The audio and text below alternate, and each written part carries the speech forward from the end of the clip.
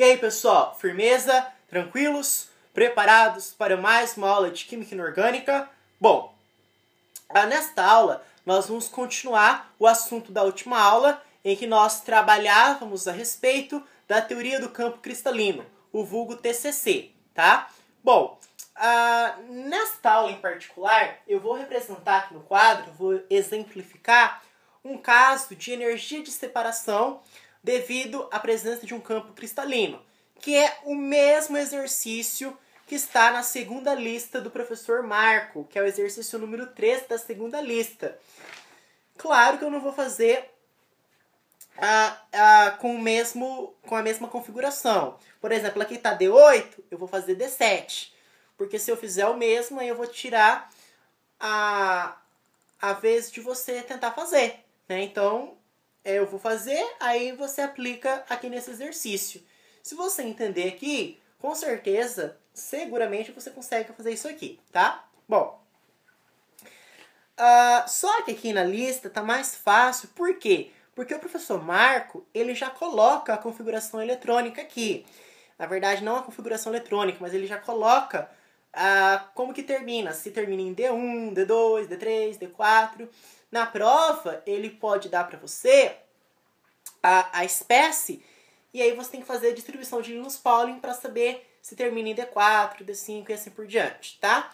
Bom, você pode determinar como que ele vai terminar, se vai terminar em D4, D5 e assim por diante, de duas formas. Primeira forma, fazendo a distribuição eletrônica de Linus Pauling convencional, que vocês aprenderam lá em Química Inorgânica 1 e no ensino médio, tá? Ou então, você pode fazer de um jeito que eu não conhecia, que é, por exemplo, como eu estou trabalhando com cobalto, que eu vou fazer do cobalto, no caso cobalto 2+, você pega a sua tabela periódica, localiza onde está posicionado o cobalto, em qual grupo ele está, grupo ou família, que é a mesma coisa, que seria a coluna, né, a parte vertical, ver qual grupo ele está. Por exemplo, o cobalto está no grupo 9, então você pega esse 9, certo? E subtrai do número de oxidação. Como é cobalto 2+, o número de oxidação é 2. Então você faz essa conta. 9 menos 2 dá 7. Esse 7 indica que eu vou ter D7. Esse 7 indica o número imediatamente acima do D, tá? Então, ao invés de você fazer aquela distribuição eletrônica, 1s2, 2s2, 2p6, você faz isso. Pega o grupo que o elemento está e subtrai do número de oxidação da espécie. Bom, então, como terminou em D7, agora você faz energia de separação, ou energia de desdobramento, porque separar é a mesma coisa que desdobrar, certo? Então, como é D7, vou colocar aqui o D7 para vocês se situarem. Você vai fazer o seguinte, é cobalto 2+, que eu estou trabalhando, tá? Esse cátion, carregado positivamente. Bom, outra coisa, o exercício ele tem que te orientar, falar em quais situações isso ocorre. Quais são essas situações que eu estou me referindo? Se é numa geometria tetraédrica ou se é numa geometria octaédrica. Outra informação que ele tem que te dar, se é spin alto ou se é spin baixo. Porque dependendo da situação, você vai ter um caso, né? Então, spin alto vai ser de um jeito, spin baixo vai ser de outro jeito, geometria tetraédrica vai ser de um jeito, geometria octaédrica vai ser de outro jeito, tá?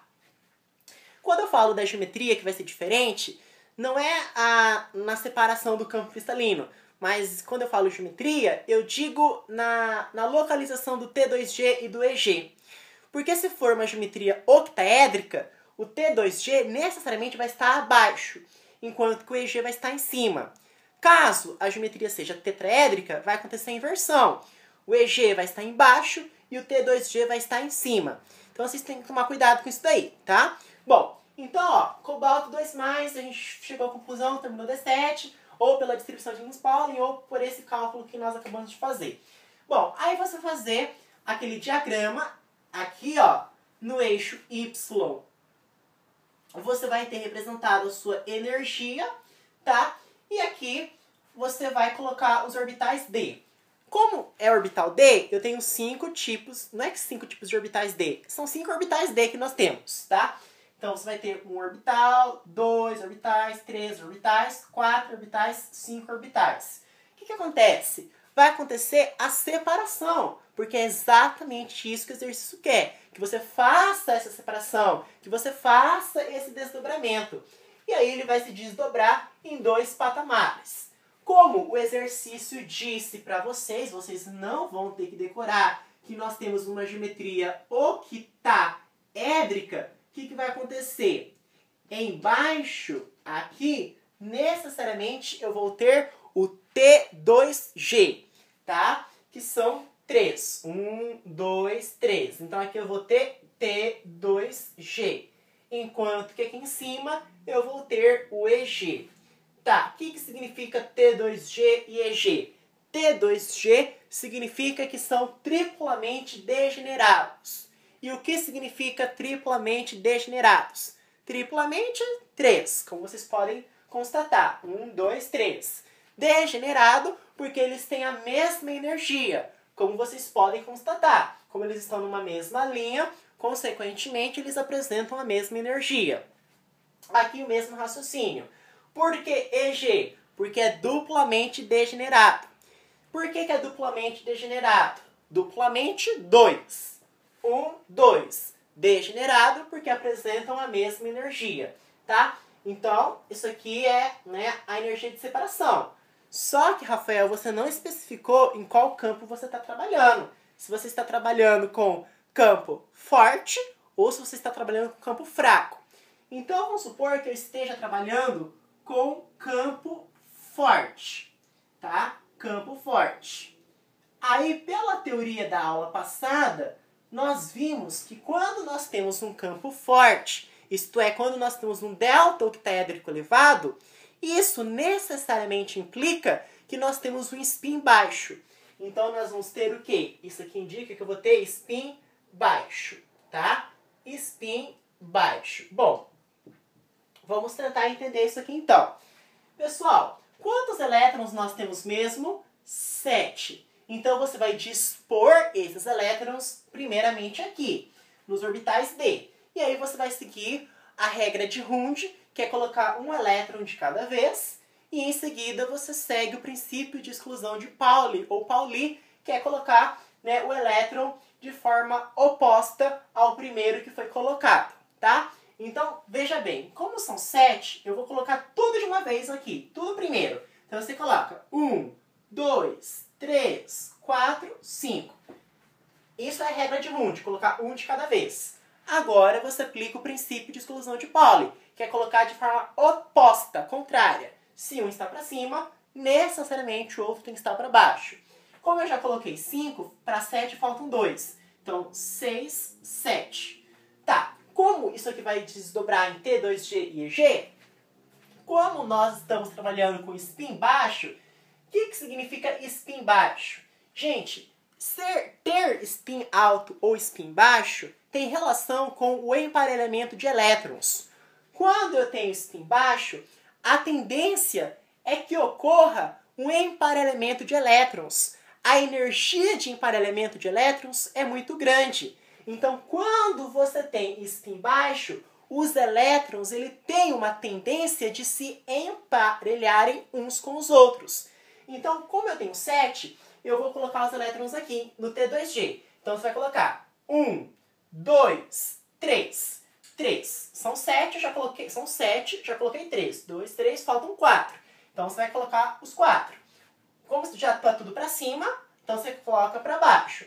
Né? 3. Então, 4, 5, 6. Opa, já preencheu tudo. Não tem mais espaço para enfiar elétron. Então, a única alternativa, a única solução é você colocar esse elétron aqui em cima. Então, você coloca aqui em cima. Você só vai colocar esse elétron aqui em cima quando não tiver mais jeito de você colocar aqui embaixo. Mas isso, eu reitero, só acontece quando você tem spin baixo.